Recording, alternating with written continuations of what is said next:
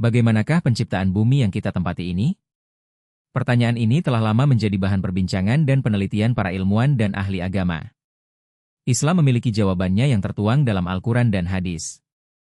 Al-Quran Surah Al-Anbiya ayat 30 menjelaskan bahwa langit dan bumi pada awalnya adalah satu kesatuan. Bagaimana Allah Subhanahu wa Ta'ala memisahkan keduanya dan apa peran air dalam penciptaan kehidupan di bumi? Mari kita telusuri lebih dalam pembahasan kali ini. Sebelum lanjut, jangan lupa untuk bantu support channel Umat Muslim dengan like, subscribe, dan tulis pendapat kalian di kolom komentar. Bismillah, mari kita mulai pembahasannya.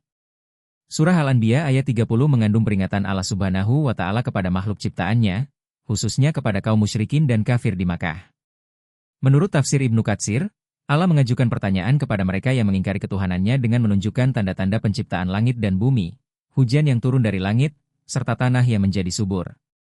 Allah berfirman yang artinya, apakah orang-orang kafir tidak mengetahui bahwa langit dan bumi keduanya dahulu menyatu? Kemudian kami memisahkan keduanya dan kami menjadikan segala sesuatu yang hidup berasal dari air? Maka tidakkah mereka beriman? Ibnu Katsir juga mengutip pendapat Atiyah Al-Aufi bahwa langit dahulu menyatu dan tidak menurunkan hujan. Begitu pula bumi yang belum dapat ditinggali makhluk hidup, hingga Allah memisahkan keduanya. Alam semesta diciptakan Allah berjuta-juta tahun lalu. Dia menciptakan langit, bumi, bintang-bintang, malaikat dari cahaya, jin dari api, dan bumi yang awalnya dipenuhi air, badai, gunung berapi, dan meteor tanpa kehidupan. Allah menciptakan bumi dari tanah, garam, dan dataran tinggi lalu mencampurnya dengan air hingga menjadi tanah liat.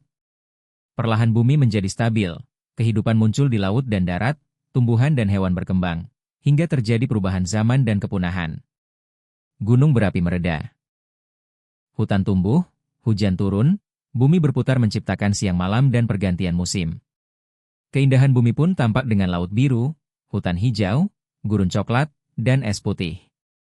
Setelah itu Allah menciptakan manusia dari tanah liat, membentuknya dengan sempurna, lalu meniupkan ruh. Al-Quran menjelaskan penciptaan langit dan bumi dalam 6 masa, bukan karena Allah letih, tetapi sebagai hikmah agar manusia belajar tentang proses dan kesabaran. Allah berfirman bahwa Dia tidak ditimpa kelelahan sedikit pun. Langit dan bumi diciptakan 7 lapis, sebagaimana disebutkan dalam Al-Quran dan hadis Nabi Muhammad SAW. Allah memisahkan langit dan bumi, menurunkan hujan, menumbuhkan tumbuhan, menancapkan gunung, menciptakan makhluk berpasang-pasangan, serta menjadikan air sebagai sumber kehidupan. Lautan dan sungai adalah tanda kebesaran Allah, sumber kehidupan, rezeki, dan keindahan bumi. Bahkan Rasulullah menyebut air laut suci dan halal bangkai hewannya.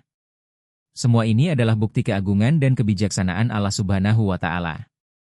Demikianlah pembahasan kita kali ini, semoga menambah keimanan dan rasa syukur kita. Jangan lupa untuk like, subscribe, dan share agar dakwah ini terus berkembang.